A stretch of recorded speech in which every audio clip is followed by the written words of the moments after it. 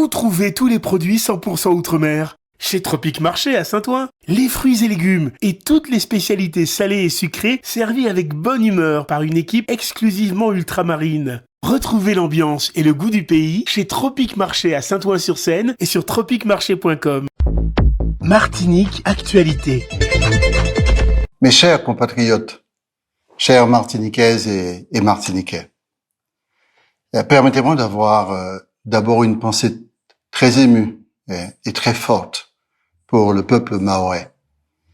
Mayotte vient de subir un drame, c'est peut-être un des drames les plus puissants de ce siècle, conduisant le pays au sol, dans la misère, dans la difficulté. J'ai eu le président Benissa, président du conseil départemental, et je lui ai fait part de notre solidarité du peuple martiniquais.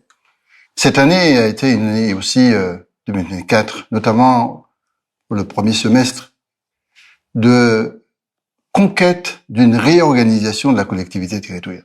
Cet effort d'organisation, d'optimisation est essentiel et nous avons fini par sortir un organigramme pour répondre aux besoins de la population. Nous avons quand même réalisé quelques performances.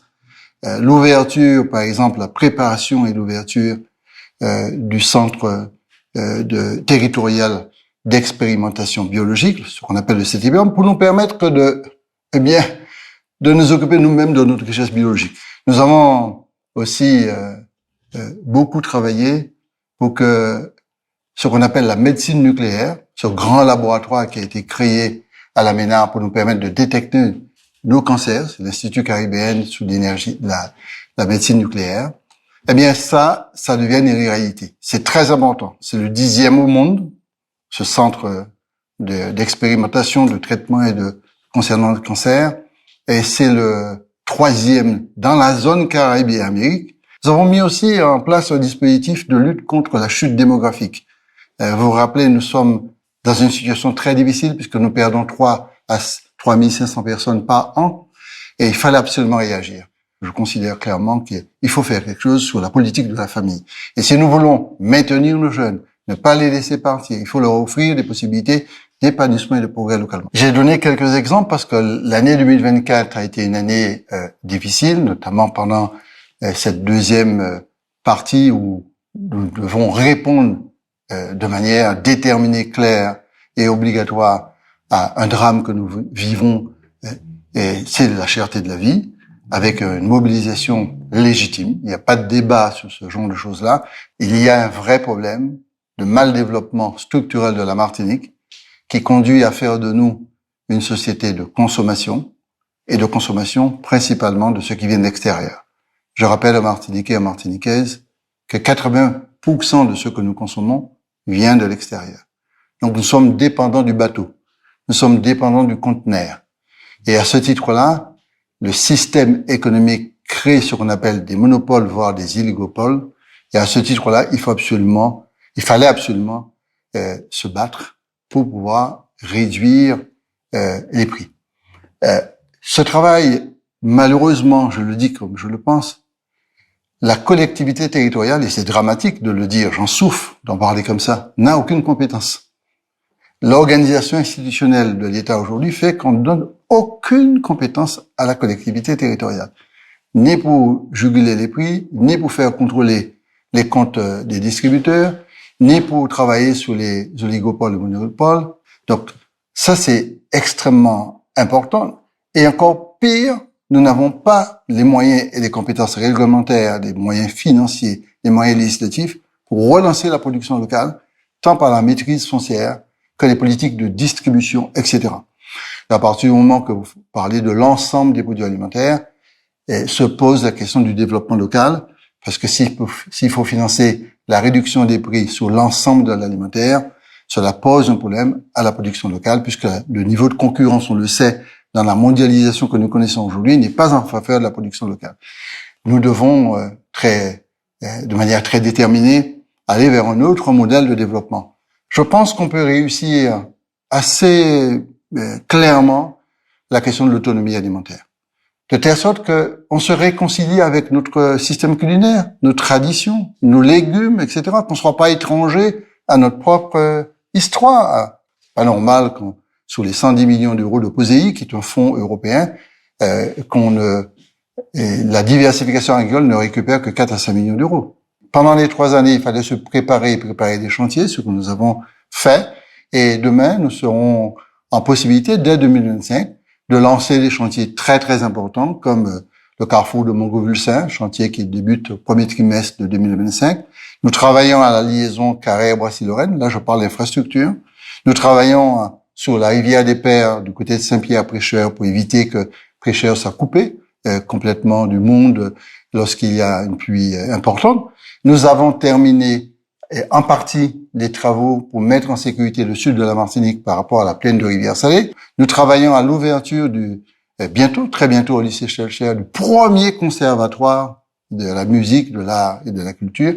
Nous devons continuer à améliorer nos réponses vis-à-vis des personnes fragiles, des personnes âgées, des personnes handicapées, les jeunes boursiers, les enfants, les personnes en situation de difficultés graves sociales.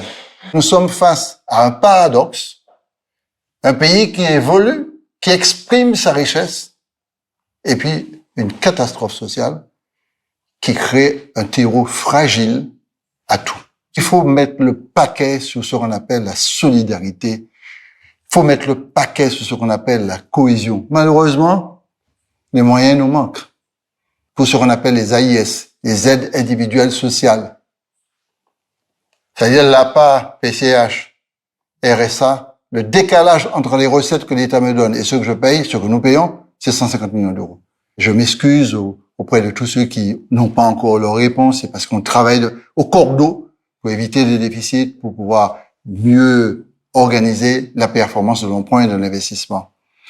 Je pense qu'il faut projeter ce pays et dire clairement à la France que nous voulons rester dans la République, c'est mon intention, je n'ai pas d'autre intention.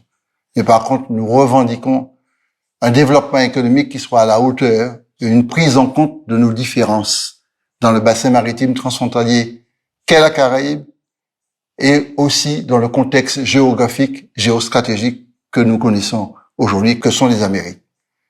En février, nous serons à la CARICOM. En gros, nous serons dans 2 marchés. Le marché européen et en même temps le marché caribéen. C'est une position géostratégique unique. Il faut en profiter. L'année 2025 sera une année très importante. Nous allons organiser un congrès. Certains ont souhaité que ce soit un congrès de la rupture, je suis prêt. Quand on dit rupture, c'est pas l'indépendance ou déclaration de quoi que ce soit d'autre. C'est exiger d'exister pour nous-mêmes, par nous-mêmes, dans une république beaucoup plus ouverte. Nous devons absolument être extrêmement unis par rapport à ce qu'on appelle les dérives qui sont liées au narcotrafic. Je vais tout d'abord remercier les Martiniquaises et les Martiniquais de leur force, de leur capacité de mobiliser, de se parler, de dialoguer, dans le respect. C'est très important pour moi, la question du respect. Dans l'éthique même et dans le comportement, dans l'attitude. Et il n'y a rien de pire d'un pays divisé. Je ne combats pas les individus, quelle que soit leur couleur de peau. Je combats les systèmes. Je suis français, je suis européen, oui, d'abord martiniquais et caribéen. C'est ça qu'il faut. C'est pour cela que j'appelle à l'unité de tous et de toutes. C'est dans ce cadre-là que je vous invite à passer une très bonne année 2025. Nous donnons le plus possible. On ne pourra jamais donner la totalité. Ce n'est pas vrai. Celui qui vous dit que tout problème est à régler, qui est réglé, c'est faux. Il y aura toujours des choses à régler. Mais restez extrêmement fort. Parce que c'est pas l'argent seulement que nous devons conquérir, c'est la dignité et la capacité de rester soi-même et de s'enrichir en toute conscience de la nouvelle conscience qu'il va falloir mettre en œuvre pour pouvoir se pérenniser dans l'avenir. Tenez bon, ne lâchez pas. Bonne et heureuse année 2025.